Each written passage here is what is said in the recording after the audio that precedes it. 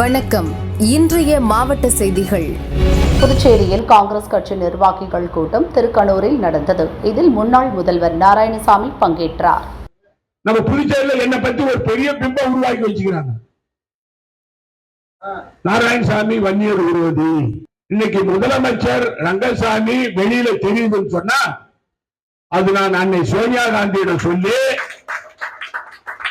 புதுச்சேரி மாநிலத்தில் என் வாழ்நாளில் செஞ்ச பெரிய தப்பு அதுதான். ஒரு துரோகி கொடுத்த பாருங்க முதலமைச்சர். ரெண்டு துரோகம் பண்ணிக்கிறாங்க எனக்கு. நான் ரெண்டு பெரிய உலகமாக தப்பு பண்ணிக்கிறேன் என் அரசியல் வாழ்க்கையில. ஒண்ணு ரங்கசாமி, ரெண்டாவது நமச்சிவாயம். ரங்கசாமியை முதலமைச்சர் ஆகிறது சோனியா காந்தி அம்மையார் கிட்ட ஒரு வன்னியர் சமுதாயத்தை சேர்ந்திருக்க அவர் போடுங்கன்னு சொன்னேன். நான் வன்னியர் விரோதி. இவங்க சொல்றது நான் வன்னியர் விரோதின்னு.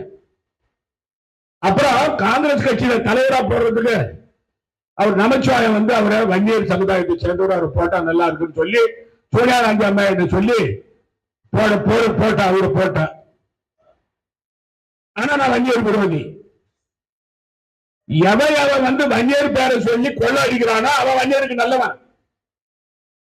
யார் யாருக்கு நம்ம பதவி கொடுத்து வன்னியருக்கு பதவி கொடுத்து அழகு பார்த்தனா நான் வன்னியர் விரோதி. வன்னியர் விரோதி காங்கிரஸ் கட்சி கிடையாது. வன்னியர்கள் பேராதரவு பெற்ற கட்சி காங்கிரஸ் கட்சி. வன்னியர்களுக்கு பதவி கொடுத்து அழகு பார்த்த கட்சி காங்கிரஸ் கட்சி. அது மட்டும் இல்ல, இன்னொன்னு சொல்லணும். நீங்க ஒரே குடும்பத்தை சேர்ந்த ரெண்டு பேர் கொள்ளையடிக்கிற ஆட்சி தான் புதுச்சேரியில் இப்ப நடந்து கொண்டிருக்கிறது. ஒரே குடும்பத்தை சேர்ந்த இரண்டு பேர்கள் வன்னியர் சமுதாயத்து பேரை சொல்லி கொள்ளையடிச்சிருக்கிறாங்க. கிருஷ்ணகிரி மாவட்டம் ஊத்தங்கரை தாசில்தார் ஆபீஸில் ஜமாபந்தி நடைபெற்றது. இதில் கலந்து கொண்டு கதிரம்பட்டி கிராமத்தை சேர்ந்த வடிவேல் பட்டா பெயர் திருத்தம் செய்ய மனு செய்தார். மனுவை பரிசீலனை செய்த வீரன்குப்பம் VAO அகத்தூயவன் என்பவர் பட்டா பெயர் திருத்தம் செய்ய 4000 ரூபாய் லஞ்சம் வாங்கினார்.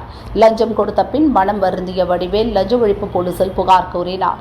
ஸ்பாட்டிற்கு விரைந்த கிருஷ்ணகிரி லஞ்ச ஒழிப்பு போலீஸ் DSP நாகராஜன் தலைமையிலான போலீசார் ஜமாபந்தியில் பிஸியாக இருந்த VAO அகத்தூயவனை கைது செய்தனர். ஜமாபந்தி முகாமில் பொதுமக்கள் முன்னிலையே VAO அகத்தூயவன் லஞ்சம் பெற்று கைதான சம்பவம் பெரும் பரபரப்பை ஏற்படுத்தியது. புதுச்சேரி அரசின் பால் உற்பத்தி நிறுவனமான பான்லேவில் 34 கோடியில் ஐஸ்கிரீம் உற்பத்தி கூடம் உருவாக்கப்பட உள்ளது. இதற்கான அடிக்கல் நாட்டு விழா இன்று நடந்தது. இதில் முதல்வர் ரங்கசாமி பங்கேற்று அடிக்கல் நாட்டினார்.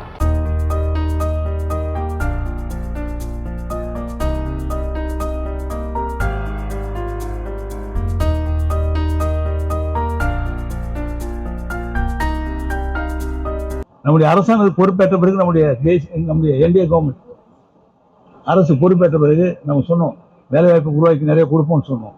இன்னைக்கு அரசில் உள்ள பணியிடங்கள் நிரப்பிட்டே வரும்.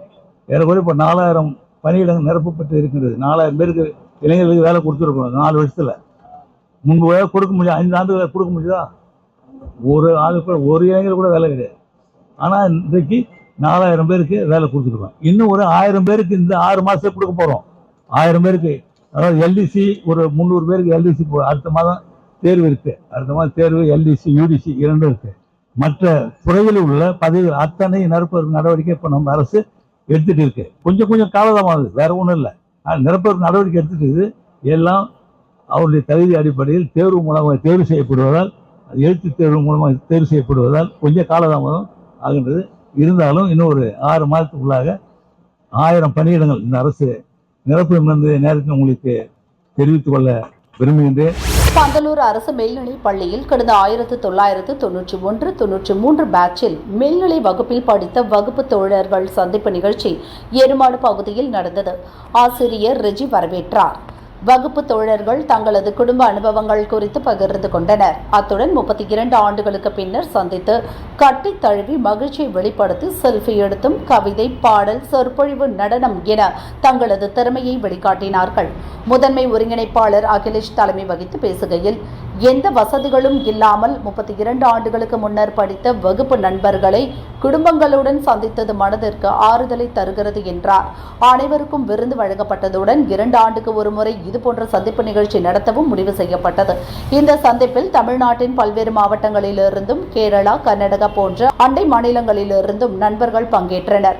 நிகழ்ச்சியின் ஏற்பாட்டை ஒருங்கிணைப்பாளர்கள் அகிலேஷ், போலீஸ் எஸ்ஐ தினேஷ்குமார், ஒப்பந்ததாரர் ஹரிஹரன், சிந்து உள்ளிட்ட பலர் செய்திருந்தனர்.